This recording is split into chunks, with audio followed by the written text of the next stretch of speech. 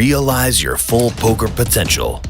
Get instant access to videos tailored to your current skill set and coaching from some of today's biggest winners. New training videos added every day.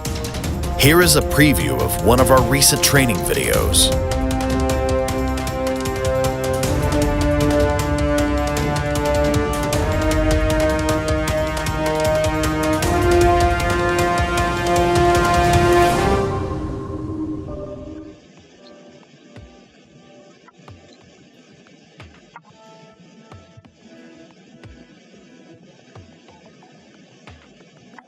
I'm never sure, like, when somebody calls that big bet, like, what the hell am I supposed to do?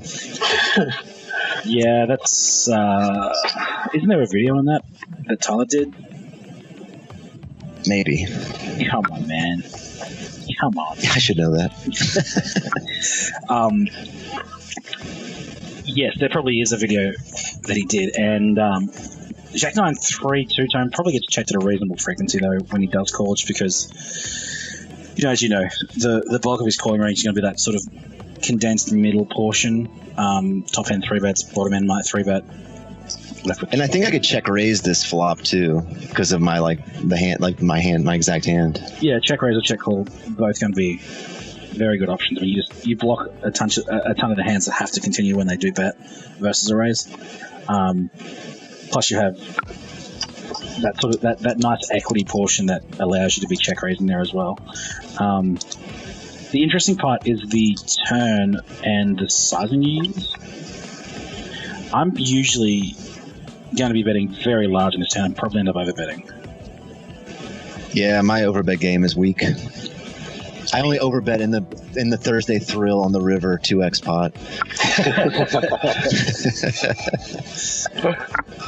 Oh, that felt good.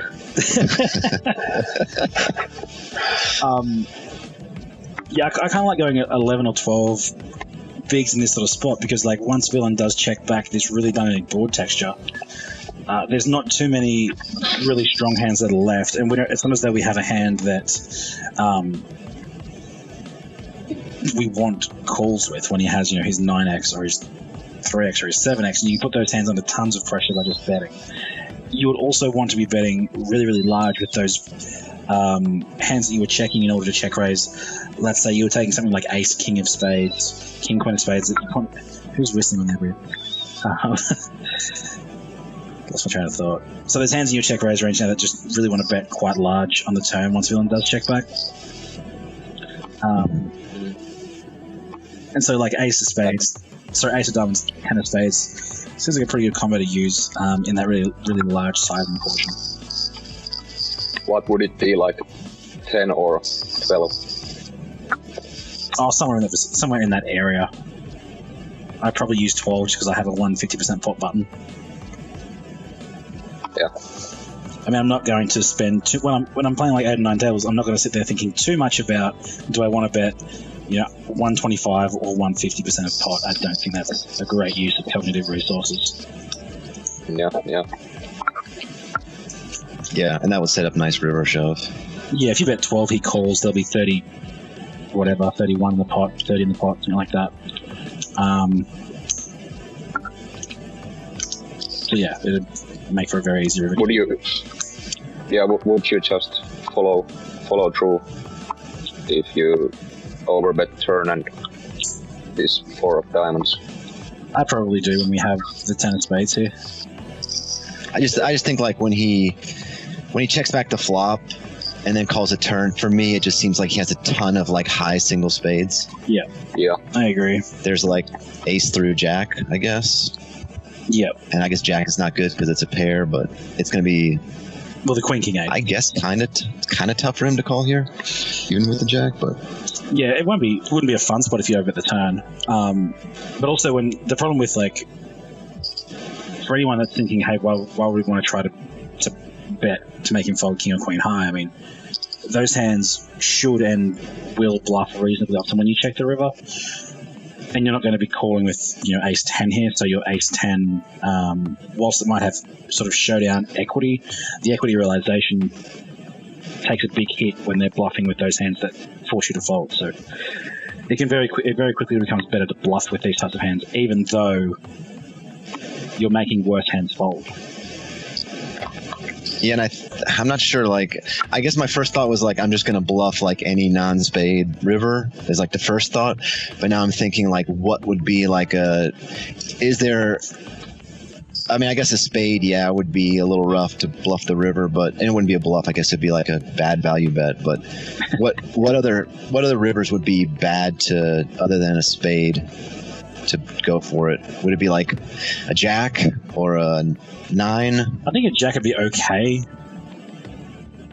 to bluff the river with. I mean, it's not as though he has tons of jack X that check back this flop. I would say almost none that check back that flop. Yeah. So like a 9? Yeah, I think a 9 would be the worst. A 9 and a 7 would be pretty bad cards to bluff the river, and probably also a 10 would be a bad card to bluff the river. Yeah, I was going to say a 10. Yeah, just because his 8-9, his 7-8, his King 8 with King of Spades and whatnot. If he checks back flop with those, we'll obviously get there in that scenario. So, what do you do in the end here?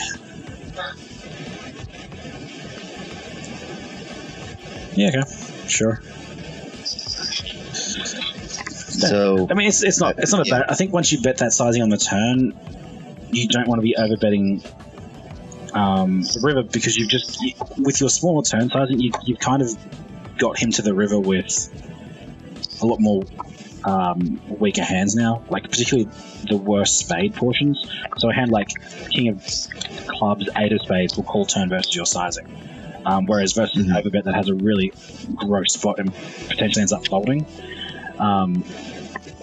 So now he's got way more of those hands that will just fold versus really any like realistic sizing. Obviously, don't bet 4 bigs. But when you bet 12, those hands do end up folding, of course. So I'm pretty over with the river sizing in conjunction with that turn sizing.